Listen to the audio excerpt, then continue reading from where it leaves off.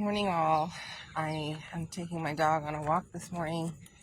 This is Casper, if you can see him. He's had a massive haircut because he was all mad and unfortunately mom is too busy to comb him every day. I wanted to jump on this morning and talk about constipation. It's a problem that I see so often in my patients, and it's really a key to solving their brain issues, whatever it may be, ADHD or autism, PANDAS, anxiety, depression. There's an intimate link between the gut and the brain, and many doctors are not consciously aware of that fact, although these studies have been published for eons now. Even Hippocrates knew that all disease starts in the gut. It's important to bring that awareness back to our consciousness, because unless we deal with the problem of constipation that our kids are facing, we're never going to get to the bottom of resolving their brain issues. So this is key number one that I wanted to share with you. And just yesterday I saw a cute little 4-year-old.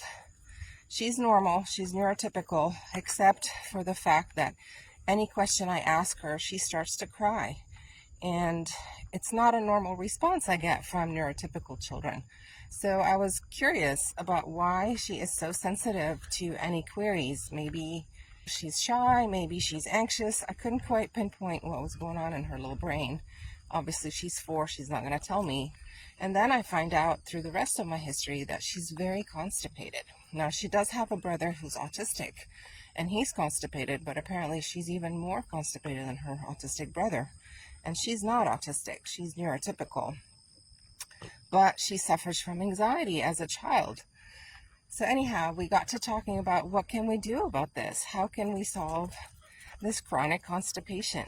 And of course, we begin with a history about diet, and she's not a big vegetable fruit eater. She likes her meats, she likes her carbohydrates and starches, but she's not big on eating her broccoli and beans and things like that. How do you get a picky eater to start adding these healthy foods? It may have to be done in a stealthy fashion. It may have to be done in a way that you start to open the drainage pathways of pooping without the vegetables and fruits initially, and then start adding them in as a blended variety in smoothies, in soups, in baked goods, things like that.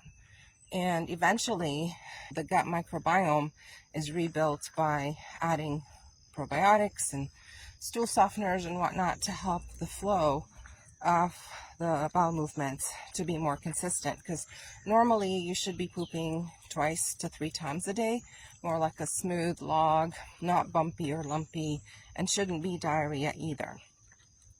So there's a lot to work with, there's a lot to pick apart, there's a lot to rebuild in the microbiome and the gut.